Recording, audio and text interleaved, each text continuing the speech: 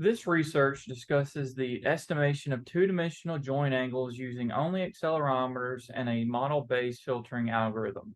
This work is presented by the Agile Robotics Lab at the University of Alabama. The motivation for this research is the need for an accurate sensor that does not disturb the integrity of the joint.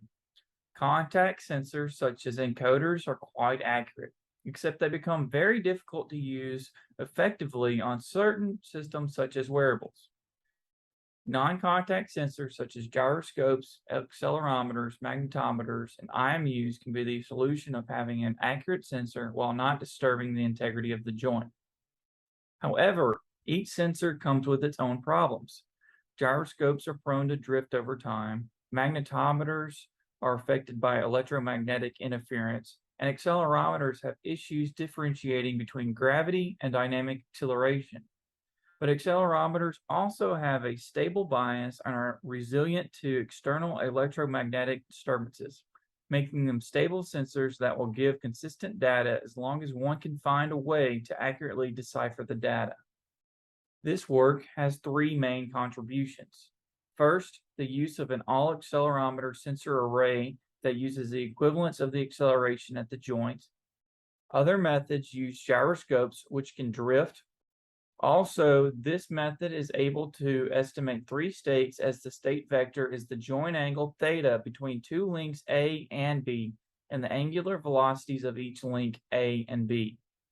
Second, estimation is able to be done through three methods: the analytical method, an extended Kalman filter through linearization of the dynamics, and an unscented Kalman filter through deterministic sampling.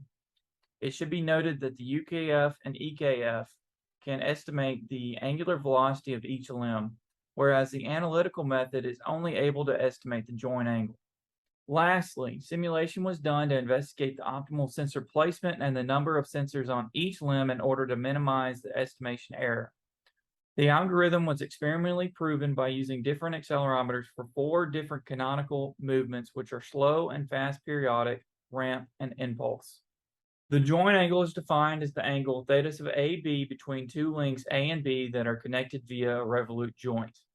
The all-accelerometer sensor array comprises of 2 or more accelerometers that are placed along each link at a distance r sub I.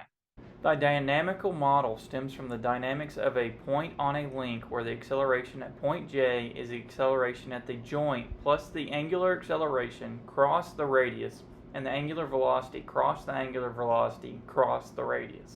The dynamical model is composed of the dynamics of the states and the measurements. The states of the system are the angular velocities of link A and B, and the joint angle theta sub AB.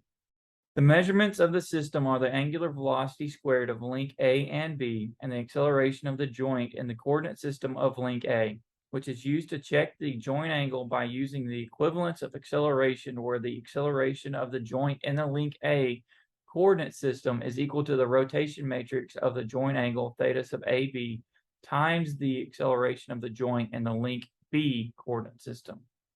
Using the accelerometers, the angular velocity squared and the angular acceleration can be found by using the sensor acceleration minus the sensor error times the sensor placement matrix. Through simulation, sensor placement strategies were investigated. It was found that the estimation error is proportional to the mean distance L sub I of the sensors from the joint on a link I, while being inversely proportional to the relative distance d sub I between the sensors on a link. The optimal physical placement of the sensors on each link that minimizes the estimation was found to be toward the link's ends. It was found to be most desirable to have near identical sensor placement on both links. The benefit of using more than 2 sensors on a link was minimal when using the model-based estimation methods EKF and UKF. Here are the experimental results for the 4 canonical movements using all 3 methods: analytical, EKF, and UKF. The EKF and UKF perform very similarly, and they both outperform the analytical method. However, for potential applications where there is a slow change in the joint angle, the analytical method may be sufficient. Thank you for watching.